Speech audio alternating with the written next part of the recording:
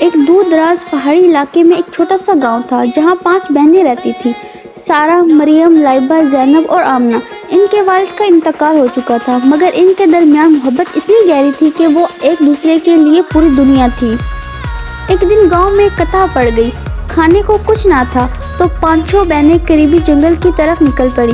وہ پھل اکٹھے کر ہی رہی تھی کہ اچانک زمین ہلنے لگی۔ ایک بڑا سایہ بھیڑیا ان کے سامنے آ گیا۔ وہ جان بچا کر بھاگنے لگی۔ دوڑتے دوڑتے وہ ایک عجیب چمکتے ہوئے دروازے تک پہنچ گئی جو ایک پرانے درخت کے اندر بنا ہوا تھا۔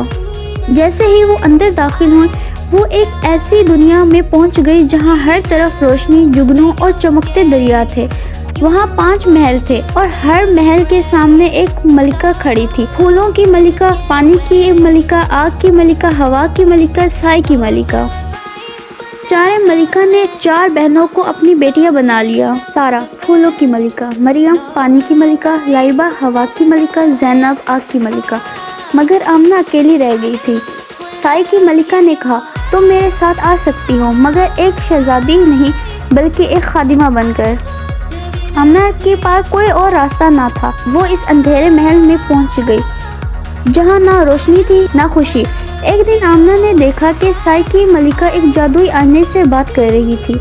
دنیا میں سب سے طاقتور کون ہے؟ آئینہ بولا، وہ نہیں جو روشنی رکھتا ہے، بلکہ وہ جو دل میں روشنی رکھتا ہے، اور وہ آمنہ ہے۔ یہ سن کر ملکہ غصے میں آ گئی۔ اس نے باقی 4 بہنوں کو قید کر لیا اور آمنہ کو دھمکی دی، کل تک میں تم سب کی روشنی چھین لوں گی۔ رات کو آمنہ نے ہمت کی، وہ اپنی بہنوں کے پاس گئی اور کہا، ہماری طاقت ہمارے دل میں ہے، ڈر میں نہیں۔ 5 بہنوں نے ایک دوسرے کا ہاتھ پکڑا، ایک زبردست سفید روشنی پھوٹی۔ وہ روشنی سائے کی ملکہ تک پہنچی اور اس کے دل میں اندھیرا ختم ہو گیا۔ وہ روتے ہوئے بولی، میں اکیلی تھی اس لیے اندھیرا بن گئی۔ آمنہ نے اسے گلے سے لگا لیا۔ سائے کی ملکہ بدل کر روشنی کی ملکہ بن گئی اور آمنہ کو اپنی بیٹی بنا لیا۔ 5 بہنیں دوبارہ ایک ساتھ ہو گئیں اور اس جادوئی دنیا میں محبت اور روشنی کی نئی مثال بن گئی۔